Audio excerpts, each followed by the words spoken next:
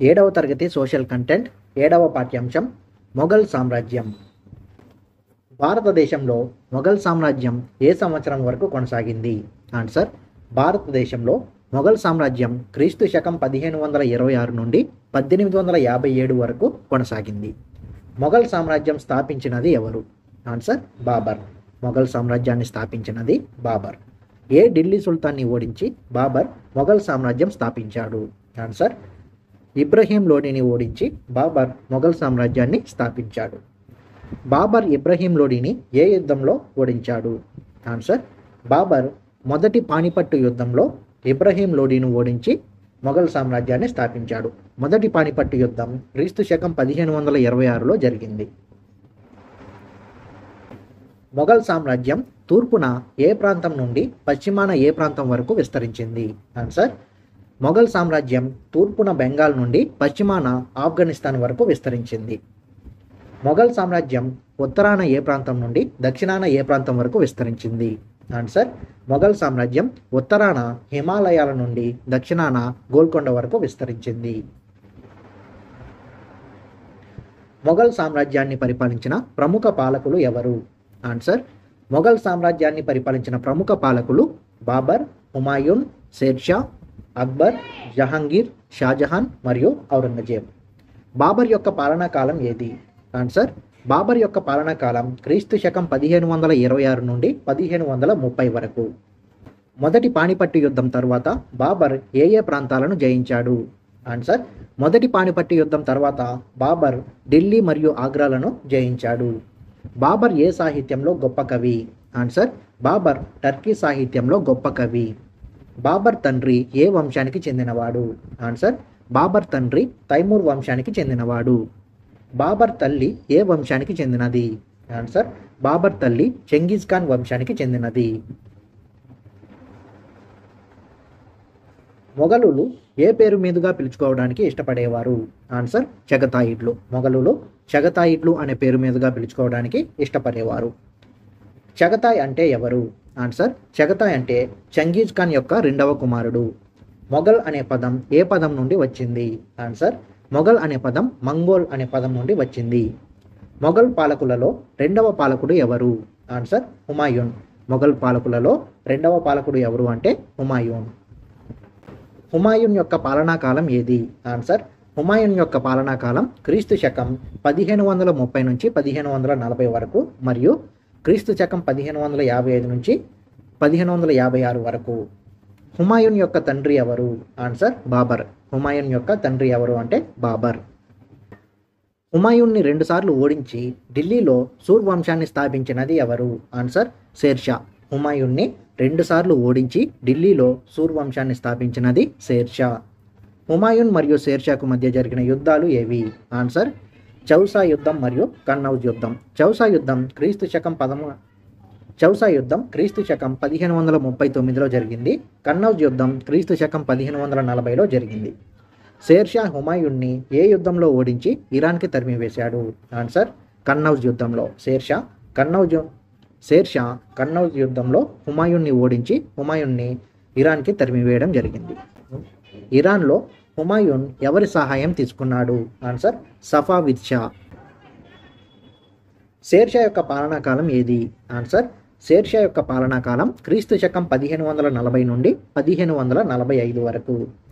స్వశక్తితో అభివృద్ధి చెందిన ఆఫ్ఘన్ నాయకుడు ఎవరు? ఆన్సర్: షేర్షా. స్వశక్తితో అభివృద్ధి చెందిన ఆఫ్ఘన్ నాయకుడు ఎవరు అంటే షేర్షా. షేర్షా తన సామ్రాజ్యాన్ని ఏ ప్రాంతం వరకు విస్తరించాడు? ఆన్సర్: షేర్షా తన సామ్రాజ్యాన్ని కాబూల్ నుండి బెంగాల్ మరియు మాల్వా వరకు విస్తరించాడు. షేర్షా తన పరిపాలనలో ప్రవేశపెట్టిన సంస్కరణలు ఏమిటి? ఆన్సర్: షేర్షా తన పరిపాలనలో ప్రవేశపెట్టిన సంస్కరణలు భూమి శిస్తు పద్ధతి, నూతన ద్రవ్య విధానం మరియు తపాలా సేవలు. షేర్షా ఎప్పుడు మరణించాడు? ఆన్సర్: క్రీస్తు శకం 1545లో ఫిరంగి పేలుడు కారణంగా షేర్షా మరణించడం జరిగింది. హుమాయూన్ ఎవరి సహకారంతో ఢిల్లీని తిరిగి స్వాధీనం చేసుకున్నాడు? ఆన్సర్: హుమాయూన్ సఫావిద్ షా సహకారంతో ఢిల్లీని తిరిగి స్వాధీనం చేసుకున్నాడు. హుమాయూన్ ఏ సంవత్సరంలో ఢిల్లీని తిరిగి స్వాధీనం చేసుకున్నాడు? హుమాయూన్ క్రీస్తు శకం 1555లో ఢిల్లీని తిరిగి స్వాధీనం చేసుకోవడం జరిగింది. హుమాయూన్ ఎప్పుడు మరణించాడు? ఆన్సర్ హుమాయూన్ క్రీస్తు శకం 1556లో మరణించడం జరిగింది. హుమాయూన్ కుమారుడు ఎవరు? ఆన్సర్ అక్బర్. హుమాయూన్ కుమారుడు ఎవరు అంటే అక్బర్. హుమాయూన్ మరణించే నాటికి అక్బర్ వయస్సు ఎంత? ఆన్సర్ 13 సంవత్సరాలు. హుమాయూన్ చనిపోయే నాటికి అక్బర్ వయసు 13 సంవత్సరాలు. అక్బర్ యొక్క సంరక్షకుడు ఎవరు? ఆన్సర్ బైరం ఖాన్. అక్బర్ యొక్క సంరక్షకుడు బైరం ఖాన్. అక్బర్ యొక్క పాలనా కాలం ఏది? ఆన్సర్ క్రీస్తు శకం 1556 నుండి 1605 వరకు. అక్బర్ యొక్క పాలనా కాలం 1556 నుండి 1605 వరకు. అక్బర్ పాలనా కాలంలో బెంగాల్ ప్రధానమంత్రి ఎవరు? ఆన్సర్ హేము. అక్బర్ పాలనా కాలంలో బెంగాల్ ప్రధానమంత్రి హేము. హేము ఏ ప్రాంతాన్ని స్వాధీనం చేసుకోవాలని అనుకున్నాడు? ఆన్సర్ ఢిల్లీని. హేము ఢిల్లీ ప్రాంతాన్ని స్వాధీనం చేసుకోవాలని అనుకున్నాడు. అక్బర్ హేముని ఏ యుద్ధంలో వధించాడు? ఆన్సర్ రెండవ పానిపట్టు యుద్ధంలో అక్బర్ హేముని వధించడం జరిగింది. రెండవ పానిపట్టు యుద్ధం ఎప్పుడు జరిగింది? ఆన్సర్ రెండవ పానిపట్టు యుద్ధం క్రీస్తు శకం 1556లో జరిగింది. ఏ యుద్ధం ద్వారా అక్బర్ ఢిల్లీ మరియు ఆగ్రాలో తన అధికారాన్ని సుస్థిరపరచుకున్నాడు? ఆన్సర్ రెండవ పానిపట్టు యుద్ధం ద్వారా అక్బర్ ఢిల్లీ మరియు ఆగ్రాలో తన అధికారాన్ని సుస్థిరపరచుకున్నాడు. అక్బర్ తన రాజ్యానికి జోడించిన రాజపుత్ర రాజ్యాలు ఏవి? ఆన్సర్ అక్బర్ తన రాజ్యానికి జోడించిన రాజపుత్ర రాజ్యాలు చునార్, మాల్వా మరియు గోండ్వానా. అక్బర్ జయించిన రాజ్యాలు ఏవి? ఆన్సర్ బికనీర్, జైసల్మేర్, జోధ్పూర్. అక్బర్ జయించిన రాజ్యాలు బికనీర్, జైసల్మేర్ మరియు జోధ్పూర్. అక్బర్ వివాహం చేసుకున్న జైపూర్ యువరాణి ఎవరు? ఆన్సర్ జోధాబాయి. అక్బర్ వివాహం చేసుకున్న జైపూర్ యువరాణి ఎవరు అంటే జోధాబాయి. అక్బర్ రాజపుత్రులను ఉన్నత పదవుల్లో నియమించాడు. వారిలో చెప్పుకోదగిన వారు ఎవరు? ఆన్సర్ రాజమాన్ సింగ్, రాజా తోడర్మల్ మరియు రాజా భగవాన్ దాస్. అక్బర్తో జీవితకాలం పోరాటం సాగించిన మేవాడ్ పాలకుడు ఎవరు? ఆన్సర్ మహారాణా ప్రతాప్. అక్బర్తో జీవితకాలం పోరాటం సాగించిన మేవాడ్ పాలకుడు మహారాణా ప్రతాప్. అక్బర్ అధికారాన్ని వ్యతిరేకించిన మహిళ ఎవరు? ఆన్సర్ అహ్మద్ నగర్ రాణి చాంద్ బీబీ. అక్బర్ అధికారాన్ని వ్యతిరేకించినటువంటి మహిళ ఎవరు అంటే అహ్మద్ నగర్ యొక్క రాణి చాంద్ బీబీ. అక్బర్ ఆస్థానంలో గొప్ప నాయకుడు మరియు కవి ఎవరు? ఆన్సర్ బీర్బల్. అక్బర్ ఆస్థానంలో గొప్ప నాయకుడు మరియు కవి ఎవరు అంటే బీర్బల్. ఇతను అక్బర్కు సన్నిహితుడు. అక్బర్ వారసుడు ఎవరు? ఆన్సర్ సలీం. అక్బర్ యొక్క వారసుడు సలీం. సలీం ఏ బిరుదుతో సింహాసనం అధిష్ఠించాడు? ఆన్సర్ జహంగీర్. సలీం జహంగీర్ అనే బిరుదుతో సింహాసనం అధిష్ఠించడం జరిగింది. జహంగీర్ అంటే అర్థం ఏమిటి? ఆన్సర్ ప్రపంచ విజేత. జహంగీర్ అంటే ప్రపంచ విజేత అని అర్థం. జహంగీర్ యొక్క పాలనా కాలం ఏది? ఆన్సర్ క్రీస్తు శకం 1605 నుండి 1627 వరకు జహంగీర్ పరిపాలించడం జరిగింది. జహంగీర్ భార్య ఎవరు? ఆన్సర్ నూర్జహాన్. జహంగీర్ భార్య నూర్జహాన్. జహంగీర్ చివరి కాలంలో పాలనా వ్యవహారాలు చూసుకున్నది ఎవరు? ఆన్సర్ నూర్జహాన్. జహంగీర్ యొక్క చివరి కాలంలో పాలనా వ్యవహారాలు చూసుకున్నది అతని భార్య నూర్జహాన్. జహంగీర్ కుమారుడు ఎవరు? ఆన్సర్ షాజహాన్. జహంగీర్ కుమారుడు షాజహాన్. షాజహాన్కి గల మరొక పేరు ఏమిటి? ఆన్సర్ ఖుర్రం. షాజహాన్కి గల మరొక పేరు ఖుర్రం. షాజహాన్ యొక్క పాలనా కాలం ఏది? ఆన్సర్ క్రీస్తు శకం 1628 నుండి 1658 వరకు షాజహాన్ పరిపాలించడం జరిగింది. ఆగ్రాలో తాజ్మహల్ నిర్మించింది ఎవరు? ఆన్సర్ షాజహాన్. ఆగ్రాలో తాజ్మహల్ నిర్మించినది షాజహాన్. ఢిల్లీలో జామీ మసీద్ నిర్మించింది ఎవరు? ఆన్సర్ షాజహాన్. ఢిల్లీలో జామీ మసీద్, దీన్ని ముత్యాల మసీద్ అని కూడా అంటారు, దీన్ని నిర్మించింది షాజహాన్. ఎర్రకోట నిర్మించింది ఎవరు? ఆన్సర్ షాజహాన్. ఎర్రకోట నిర్మించింది షాజహాన్.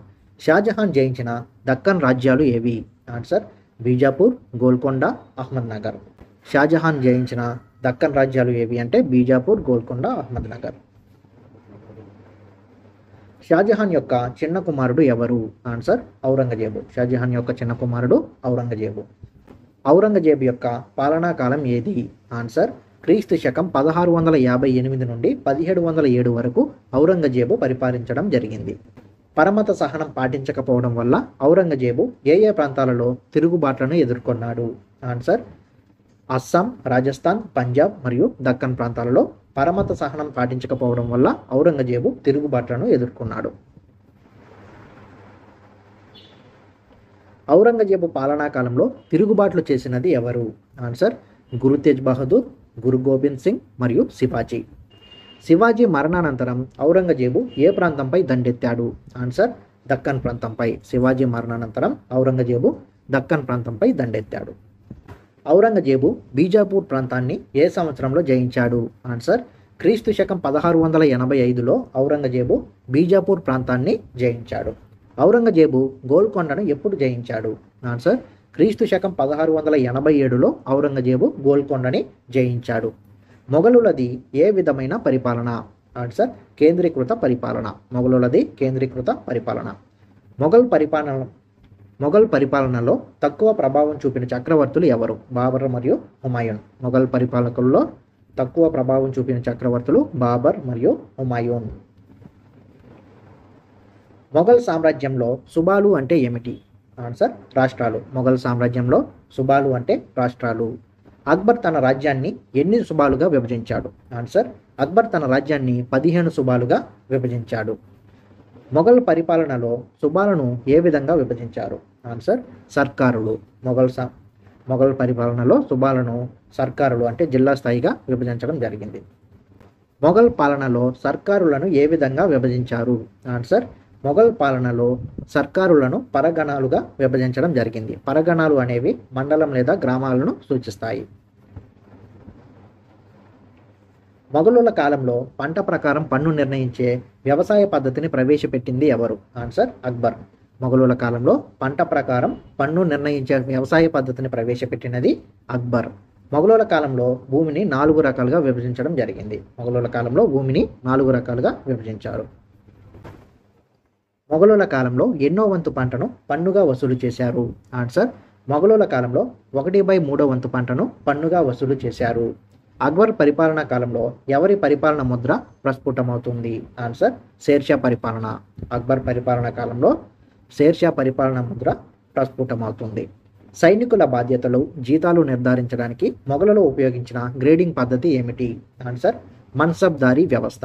సైనికుల బాధ్యతలు, జీతాలు నిర్ధారించడానికి మొఘలులు ఉపయోగించిన గ్రేడింగ్ పద్ధతి పేరు మన్సబ్దారీ వ్యవస్థ.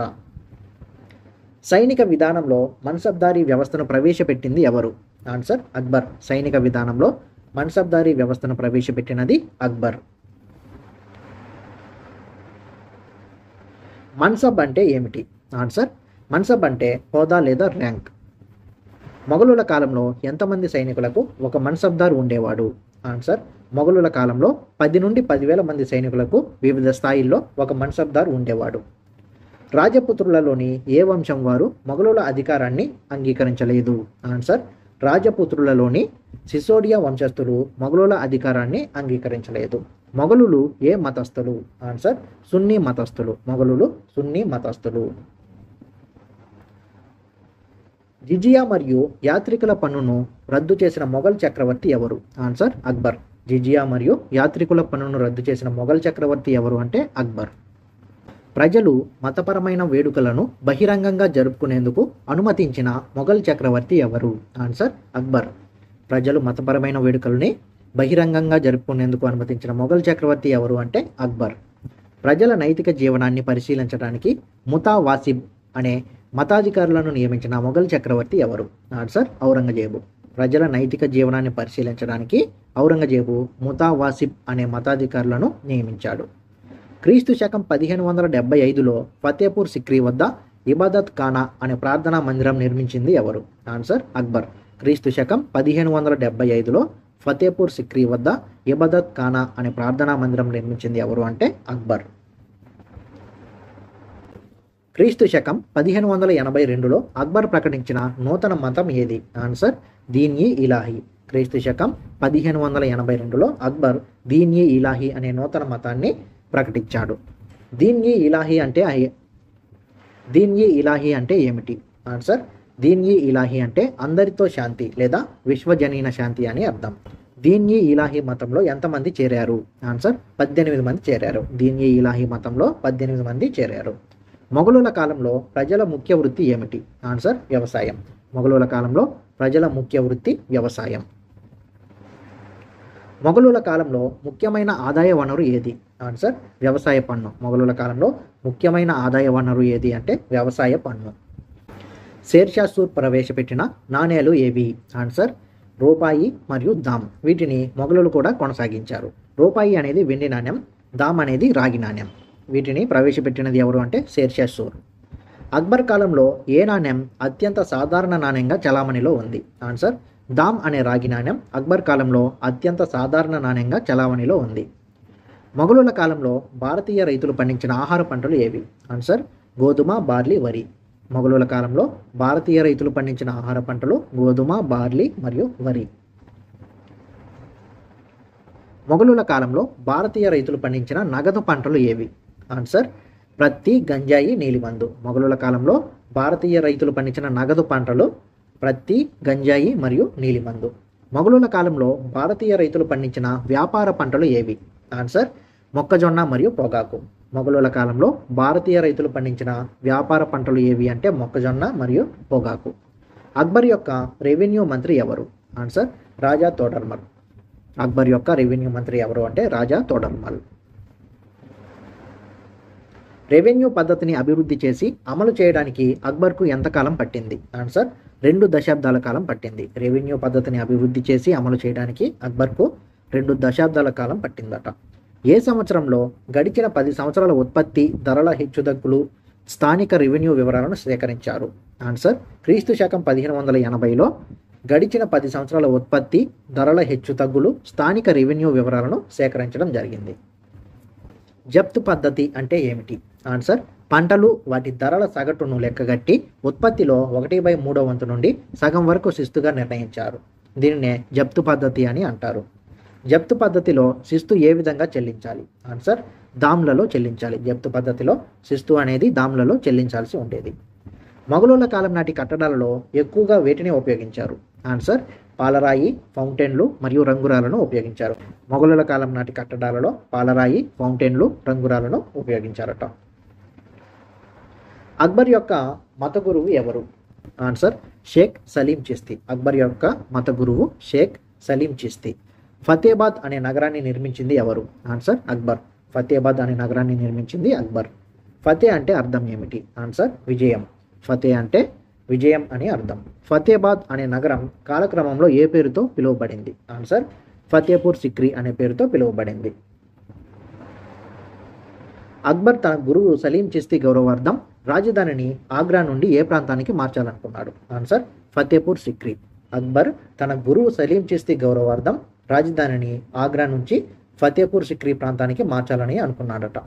బులంద్ దర్వాజా నిర్మించిన మొఘల్ చక్రవర్తి ఎవరు? ఆన్సర్ అక్బర్. బులంద్ దర్వాజా నిర్మించిన మొఘల్ చక్రవర్తి ఎవరు అంటే అక్బర్. అక్బర్ ఏ విజయాలకు జ్ఞాపకార్థంగా బులంద్ దర్వాజా నిర్మించాడు? ఆన్సర్ గుజరాత్ విజయాలకు జ్ఞాపకార్థంగా అక్బర్ బులంద్ దర్వాజా నిర్మించాడు. ఫతేపూర్ సిక్రీలో అక్బర్ నిర్మించిన కట్టడాలు ఏవి? ఆన్సర్ బులంద్ దర్వాజా మరియు పంచమహల్. ఫతేపూర్ సిక్రీలో అక్బర్ నిర్మించిన కట్టడాలు బులంద్ దర్వాజా మరియు పంచమహల్. షాజహాన్ రాజధాని ఏది? ఆన్సర్ షాజహానాబాద్. షాజహాన్ రాజధాని షాజహానాబాద్. షాజహానాబాద్లో నిర్మించబడిన రాజకుటుంబ భవనం ఏది? ఆన్సర్ ఎర్రకోట. షాజహానాబాద్లో నిర్మించబడిన రాజకుటుంబ భవనం ఏది అంటే ఎర్రకోట. ఎర్రకోట ఏ నిర్మాణాలను కలిగి ఉంది? ఆన్సర్ ఎర్రకోట ఏ నిర్మాణాలను కలిగి ఉంది అంటే దివానీ ఆమ్, దివానీ ఖాస్, మోతీ మసీదు, హయత్ బక్షబాగ్ మరియు రంగ్ మహల్ నిర్మాణాలను కలిగి ఉంది. షాజహాన్ తన భార్య ముంతాజ్ ప్రేమకు గుర్తుగా నిర్మించిన సమాధి ఏది? ఆన్సర్ తాజ్ మహల్. మొఘలులు ఎటువంటి దుస్తులు వినియోగించారు? ఆన్సర్ మొఘలులు మస్లిన్, సిల్క్, వెల్వెట్ వంటి దుస్తులను వినియోగించారు. మక్తాబ్ పాఠశాలను దేని కొరకు నిర్మించారు? ఆన్సర్ మక్తాబ్ పాఠశాలను యువకులకు ఖురాన్, ఫత్వాయి ఆలంగిరి మొదలైన ఇస్లామిక్ చట్టాలను బోధించడానికి నిర్మించారు. బాబర్ నామా రచించినది ఎవరు? ఆన్సర్ బాబర్. బాబర్ నామా రచించినది బాబర్. అక్బర్ పాలనా కాలంలో గొప్ప పండితుడు ఎవరు? ఆన్సర్ అబుల్ ఫజల్. అక్బర్ పాలనా కాలంలో గొప్ప పండితుడు అబుల్ ఫజల్. అబుల్ ఫజల్ రచించిన గ్రంథాలు ఏవి? ఆన్సర్ ఐనీ అక్బరీ మరియు అక్బర్ నామా. అబుల్ ఫజల్ రచించిన గ్రంథాలు ఐనీ అక్బరీ మరియు అక్బర్ నామా. జహంగీర్ యొక్క ఆత్మకథ పేరు ఏమిటి? ఆన్సర్ తుజుకీ జహంగీర్ లేదా జహంగీర్ నామా. జహంగీర్ యొక్క ఆత్మకథ పేరు తుజుకీ జహంగీర్ లేదా జహంగీర్ నామా. తుజుకి జహాంగీర్ లేదా జహంగీర్ నామా అనే గ్రంథాన్ని రాసినది ఎవరు? ఆన్సర్ జహంగీర్. తుజుకి జహంగీర్ లేదా జహంగీర్ నామాను రచించినది ఎవరు అంటే జహంగీర్. మహాభారతం, భగవద్గీత కథలను పర్షియన్ భాషలోకి అనువదించిన షాజహాన్ కుమారుడు ఎవరు? ఆన్సర్ దారా షికో. మహాభారతం, భగవద్గీత కథలను పర్షియన్ భాషలోకి అనువదించిన షాజహాన్ కుమారుడు దారా షికో. రామాయణాన్ని రామచరిత మానస్ అనే పేరుతో హిందీలో రచించింది ఎవరు? ఆన్సర్ తులసీదాస్. రామాయణాన్ని రామచరిత మానస్ అనే పేరుతో హిందీలో రచించింది తులసీదాస్. మొఘలుల కాలంలో ప్రారంభమైన ఆధునిక కళాశైలి ఏది? ఆన్సర్ సూక్ష్మ చిత్రకళ. దీన్ని మినియేచర్ అని అంటారు. జహంగీర్ పోషణలో సూక్ష్మ చిత్రకళ అత్యున్నత స్థాయికి చేరుకుంది. మొఘల్ చిత్రాలలో ఏ రంగులను చేర్చారు? ఆన్సర్ నెమలి నీలం మరియు భారతీయులు ఉపయోగించే ఎరుపు రంగును మొఘల్ చిత్రాలలో చేర్చడం జరిగింది. సంగీతాన్ని ప్రోత్సహించిన మొఘల్ చక్రవర్తులు ఎవరు? ఆన్సర్ బాబర్ మరియు అక్బర్. అక్బర్ కాలంలో సంగీతాన్ని ప్రోత్సహించడం అనేది ఉన్నత స్థితిని పొందింది. సంగీత కార్యక్రమాలను నిషేధించిన మొఘల్ చక్రవర్తి ఎవరు? ఆన్సర్ ఔరంగజేబు. సంగీత కార్యక్రమాలను నిషేధించిన మొఘల్ చక్రవర్తి ఔరంగజేబు. అక్బర్ ఆస్థానంలో 36 మంది సంగీతకారులు ఉన్నట్లు పేర్కొన్నది ఎవరు? ఆన్సర్ అబుల్ ఫజల్. అక్బర్ ఆస్థానంలో 36 మంది సంగీతకారులు ఉన్నట్లు అబుల్ ఫజల్ పేర్కొన్నాడు. అక్బర్ ఆస్థానంలో ప్రసిద్ధ సంగీతకారులు ఎవరు? ఆన్సర్ తాన్సేన్ మరియు బాజ్ బహదూర్. అక్బర్ నవరత్నాలలో తాన్సేన్ కూడా ఒకరు. తాన్సేన్ ఏ రాగాలలో ప్రఖ్యాతి చెందినవాడు? ఆన్సర్ తాన్సేన్ మేఘ మల్హర్ రాగం మరియు దీపక్ రాగంలో ప్రఖ్యాతి చెందినవాడు. మేఘ మల్హర్ మరియు దీపక్ రాగాల శైలి ప్రస్తుతం ఏ సంగీతంలో కనిపిస్తాయి? ఆన్సర్ హిందుస్థానీ సంగీతంలో కనిపిస్తాయి. మేఘ మల్హర్ మరియు దీపక్ రాగాల శైలి ప్రస్తుతం హిందుస్థానీ సంగీతంలో కనిపిస్తాయి. అక్బర్ స్వయంగా ఏ వాయిద్యాన్ని వాయించేవాడు? ఆన్సర్ నగారా. అక్బర్ స్వయంగా నగారా వాయిద్యాన్ని వాయించేవాడట. మొఘల్ పాలకులలో గొప్ప చిత్రకారుడు మరియు పక్షులంటే అమితమైన ప్రేమ కలిగిన చక్రవర్తి ఎవరు? ఆన్సర్ జహంగీర్. మొఘల్ పాలకుల్లో గొప్ప చిత్రకారుడు మరియు పక్షులంటే అమితమైన ప్రేమ కలిగిన చక్రవర్తి ఎవరు అంటే జహంగీర్. ఖురాన్ బోధనలకు అనుగుణంగా తన జీవితాన్ని గడిపిన మొఘల్ చక్రవర్తి ఎవరు? ఆన్సర్ ఔరంగజేబు. ఖురాన్ బోధనలకు అనుగుణంగా తన జీవితాన్ని గడిపిన మొఘల్ చక్రవర్తి ఔరంగజేబు. ఎవరి పాలనా కాలంలో మొఘల్ సామ్రాజ్యం సాంస్కృతిక వైభవంలో ఉన్నత స్థాయికి చేరింది? ఆన్సర్ షాజహాన్ కాలంలో. షాజహాన్ కాలంలో మొఘల్ సామ్రాజ్యం సాంస్కృతిక వైభవంలో ఉన్నత స్థాయికి చేరింది. ఏ సంవత్సరంలో షాజహాన్ కుమారుల మధ్య వారసత్వ వివాదం ఏర్పడింది? ఆన్సర్ క్రీస్తు శకం 1658లో షాజహాన్ కుమారుల మధ్య వారసత్వ వివాదం ఏర్పడింది. ఔరంగజేబు తన సొంత ఖర్చుల కోసం ఏ విధంగా సంపాదించుకునేవాడు? ఆన్సర్ ఔరంగజేబు తన సొంత ఖర్చుల కోసం టోపీలు కుట్టేవాడు. దేశమంతా ఒకే రకమైన కరెన్సీని సృష్టించి మరియు దేశ సమగ్రతకు బాధ్యత వహించినది ఎవరు? ఆన్సర్ మొఘలులు. దేశమంతా ఒకే రకమైన కరెన్సీని సృష్టించి మరియు దేశ సమగ్రతకు బాధ్యత వహించినది ఎవరు అంటే మొఘలులు. ఎవరి మతమౌఢ్యం కారణంగా జాట్లు, సత్నామీలు, సిక్కులు తిరుగుబాటు చేశారు? ఆన్సర్ ఔరంగజేబు. ఔరంగజేబు యొక్క మతమౌఢ్యం కారణంగా జాట్లు, సత్నామీలు, సిక్కులు తిరుగుబాటు చేయడం జరిగింది. రాజపుత్రులు, మరాఠాలతో శత్రుత్వం అతని సామ్రాజ్యానికి శాపంగా మారింది. మొఘల్ సామ్రాజ్య పతనానికి కారణాలు ఏమిటి? ఆన్సర్ అసమర్థ వారసులు, అవినీతి అధికారులు, షాజహాన్ మరియు ఔరంగజేబు యొక్క దక్కన్ విధానం, అహ్మద్ షా మరియు నాదిర్ షాల దండయాత్రలు మరియు మన్సబ్దారుల తిరుగుబాట్లు మొఘల్ సామ్రాజ్య పతనానికి కారణాలుగా చెప్పుకోవచ్చు. మొఘల్ సామ్రాజ్యం ఎవరి కాలంలో పతనమైంది? ఆన్సర్ క్రీస్తు శకం 1857లో రెండవ బహదూర్ షా కాలంలో మొఘల్ సామ్రాజ్యం పతనమైంది. మొఘలుల సమకాలీనులు ఎవరు? ఆన్సర్ ఆఫ్ఘన్లు, రాజపుత్రులు, మరాఠాలు మరియు బహమనీ రాజులు. మరాఠా రాజ్య స్థాపకుడు ఎవరు? ఆన్సర్ శివాజీ. మరాఠా రాజ్య స్థాపకుడు శివాజీ. శివాజీ ఏ ప్రాంతంలో జన్మించాడు? శివాజీ పూణే ప్రాంతంలో జన్మించాడు. పూణేలోని శివనేరి కోట వద్ద జన్మించాడు. శివాజీ తండ్రి పేరు ఏమిటి? ఆన్సర్ షాజీ భోన్స్లే. శివాజీ తండ్రి పేరు షాజీ భోన్స్లే. ఇతను బీజాపూర్ సుల్తాన్ ఆస్థానంలో ఉన్నత పదవిలో ఉండేవాడు. శివాజీ తల్లి ఎవరు? ఆన్సర్ జిజియాబాయి. శివాజీ తల్లి జిజియాబాయి. శివాజీ ఎవరి బోధనలచే ప్రభావితుడయ్యాడు? ఆన్సర్ సమర్థ రామదాస్ మరియు మహారాష్ట్ర సాధువుల బోధనలతో శివాజీ ప్రభావితుడవ్వడం జరిగింది. శివాజీ ఎవరి వద్ద యుద్ధ విద్యలు అభ్యసించాడు? ఆన్సర్ శివాజీ దాదాజీ కొండదేవ్ మరియు తానాజీ మాల్సూరే వద్ద యుద్ధ విద్యలు అభ్యసించాడు. శివాజీ ఎవరెవరితో సైన్యాన్ని తయారు చేశాడు? ఆన్సర్ శివాజీ మరాఠా వీరులు మరియు మావలి తెగ. ఈ తెగ పశ్చిమ కనుమలలో నివసించే కొండ జాతికి చెందినది. వీరితో కలిసి సైన్యాన్ని తయారు చేశాడు. శివాజీ తన 19వ ఏట ఎవరి ఆధీనంలో ఉన్నటువంటి తోరణ దుర్గాన్ని జయించాడు? ఆన్సర్ మహమ్మద్ ఆదిల్ షా. ఇతను బీజాపూర్ సుల్తాన్. ఇతని ఆధీనంలో ఉన్నటువంటి తోరణ దుర్గాన్ని శివాజీ తన 19వ ఏట జయించాడు. శివాజీని అణచివేయడానికి బీజాపూర్ సుల్తాన్ ఎవరిని పంపించాడు? ఆన్సర్ శివాజీని అణచివేయడానికి బీజాపూర్ సుల్తాన్ సేనాధిపతి అయిన అఫ్జల్ ఖాన్ని పంపించాడు. సంధి చేసుకునే సాగుతో శివాజీని ఆహ్వానించి చంపాలనుకున్నది ఎవరు? ఆన్సర్ అఫ్జల్ ఖాన్. శివాజీని ఆహ్వానించి చంపాలనుకున్నది ఎవరు అంటే అఫ్జల్ ఖాన్. శివాజీ అఫ్జల్ ఖాన్ని ఏ ఆయుధంతో చంపాడు? శివాజీ వ్యాఘ్రనక అనే ఆయుధంతో అఫ్జల్ ఖాన్ని చంపడం జరిగింది. వ్యాఘ్రనక అనేది పులి గోల లాంటి ఆయుధం. శివాజీని అణచివేయడానికి ఔరంగజేబు దక్కన్ ప్రాంతానికి ఎవరిని పంపించాడు? ఆన్సర్ సేనాధిపతి షయిస్తా ఖాన్. శివాజీని అణచివేయడానికి ఔరంగజేబు తన సేనాధిపతి అయిన షయిస్తా ఖాన్ను దక్కన్ ప్రాంతానికి పంపించాడు. శివాజీ షయిస్తా ఖాన్ని కూడా ఓడించడం జరిగింది. రాజా జైసింగ్ నాయకత్వంలో శివాజీపైకి పెద్ద సైన్యాన్ని పంపింది ఎవరు? ఆన్సర్ ఔరంగజేబు. రాజా జైసింగ్ నాయకత్వంలో శివాజీపైకి పెద్ద సైన్యాన్ని పంపినది ఎవరు అంటే ఔరంగజేబు. శివాజీని ఓడించి కొన్ని కోటలను స్వాధీనం చేసుకున్నది ఎవరు? ఆన్సర్ రాజా జైసింగ్. శివాజీని ఓడించి కొన్ని కోటలను స్వాధీనం చేసుకున్నది ఎవరు అంటే రాజా జైసింగ్.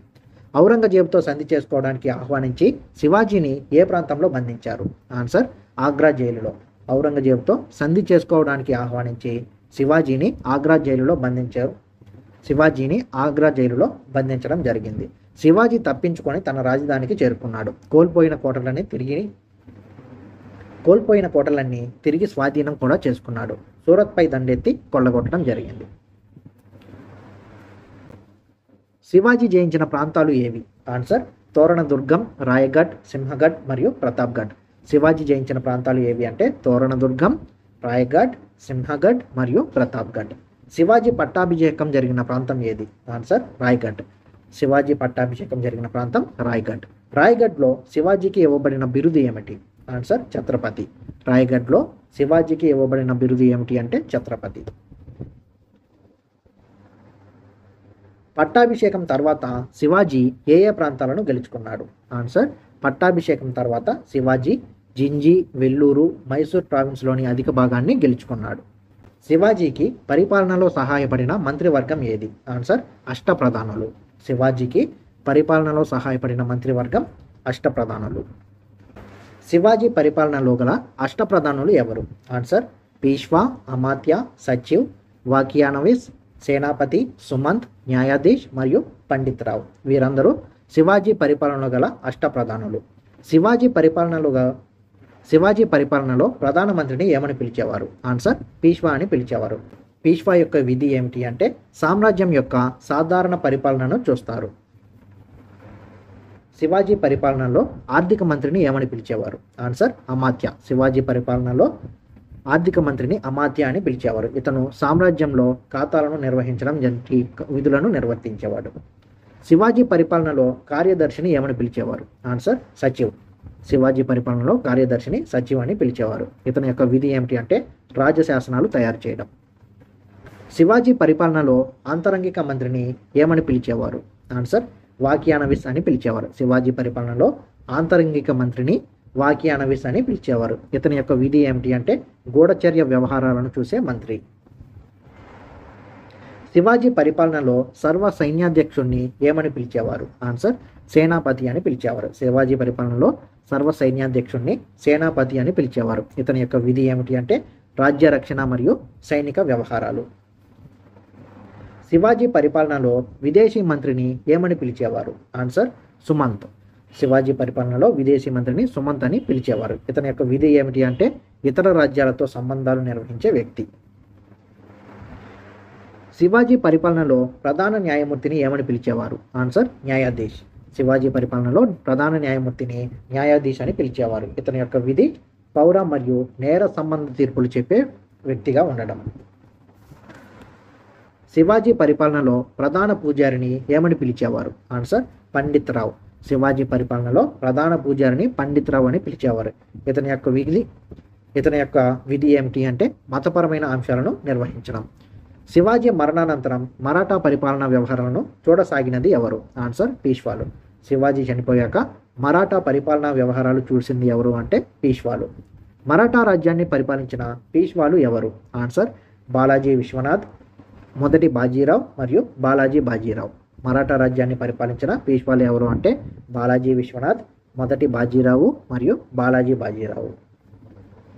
శివాజీ యొక్క పాలనా కాలం ఏది? ఆన్సర్ క్రీస్తు శకం 1674 నుండి 1680 వరకు శివాజీ పరిపాలించడం జరిగింది.